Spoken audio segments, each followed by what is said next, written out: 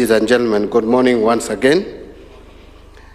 Your Excellency, I am glad to be standing here today during this significant milestone that transcends the operationalization of a piece of legislation or just being a key statistics to our body of laws.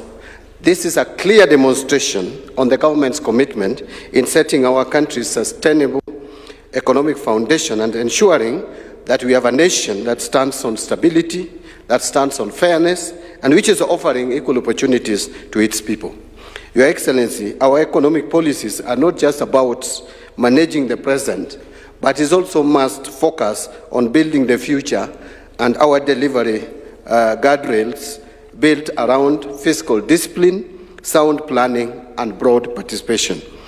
My appreciation, allow me, Your Excellency, goes to the leadership of the National Assembly, and more particularly the Finance and Planning Committee, who efficiently managed this process and delivered the final bill in a record time.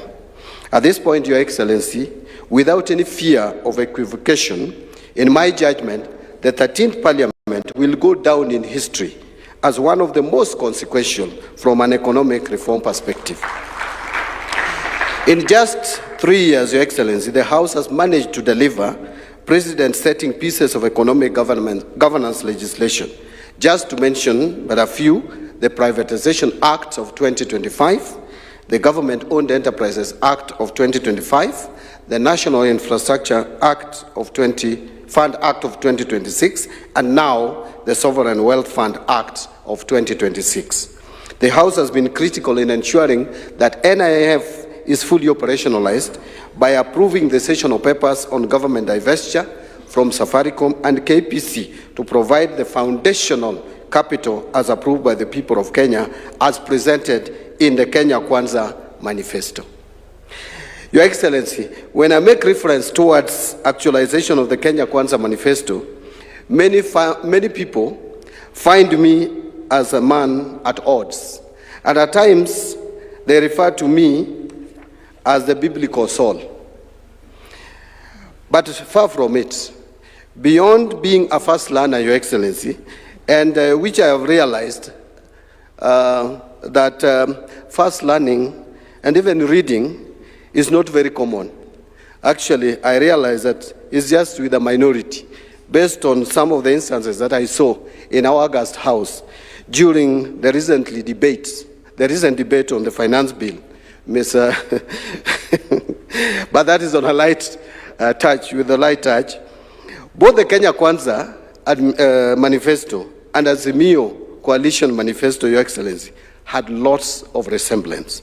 And I am proud that the late Right Honorable Raila Odinga, may his soul rest in eternal peace, saw it fit that coming together as a country was critical in the furtherance of much-needed economic reforms which have been overly delayed.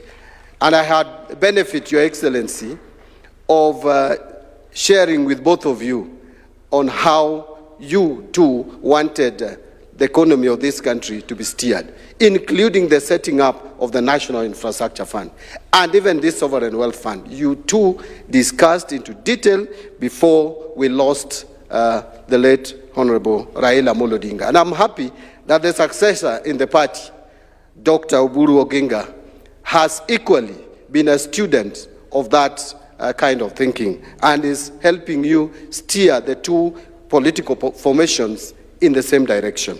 So, Your Excellency, some of the proposals that are in the Sovereign Wealth Fund Bill 2025 are informed by lessons that we have learned and best practices from other countries that have experienced significant economic progress by putting in place economic measures that deliver economic stability or stabilization and optimization of intergenerational transfers. We studied successful models just to give assurance to the public from jurisdictions including Norway, Singapore, which I cannot even forget, Saudi Arabia, Botswana in Africa, Nigeria, Kuwait, Qatar, among others.